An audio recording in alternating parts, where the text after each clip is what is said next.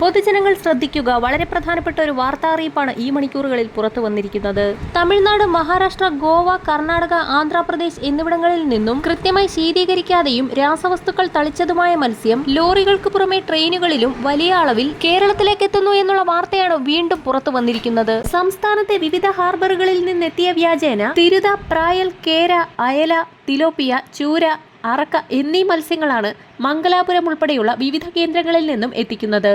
മീനിന്റെ ചെകിളയിലും മുറിച്ച ഭാഗത്തും ചുവന്ന ചായം തേച്ചാണ് കേര പോലെയുള്ള മത്സ്യങ്ങൾ വിൽക്കുന്നത്.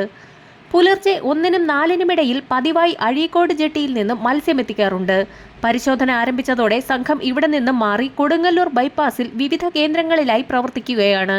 ചില പ്രാദേശിക ഏജന്റുമാരുടെ പിന്തുണയും ഇവർക്കുണ്ടെന്നാണ് ഏറ്റവും പുതിയ അറിയിപ്പ്. ഈ മത്സ്യം മാസങ്ങൾക്ക് മുൻപ് പിടിച്ച് സ്റ്റോക്ക് ചെയ്ത് വെച്ചവയായിരിക്കും. അന്യ സംസ്ഥാനങ്ങളിൽ നിന്നും വൻതോതിൽ ഇത്തരത്തിൽ മത്സ്യങ്ങൾ വരുന്നുമുണ്ട്. ഇത്തരത്തിൽ സംഘങ്ങൾ പലതരത്തിലും പ്രവർത്തിക്കുന്നുണ്ട്.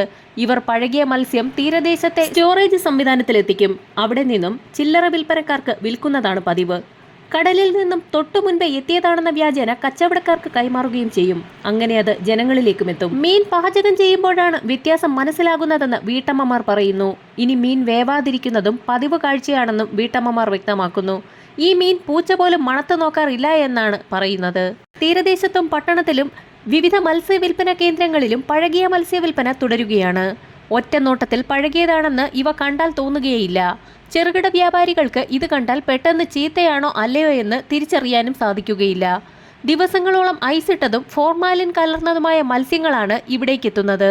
അതൊരു സൂചനയായി എല്ലായിടത്തും ലഭിക്കുന്നുമുണ്ട്.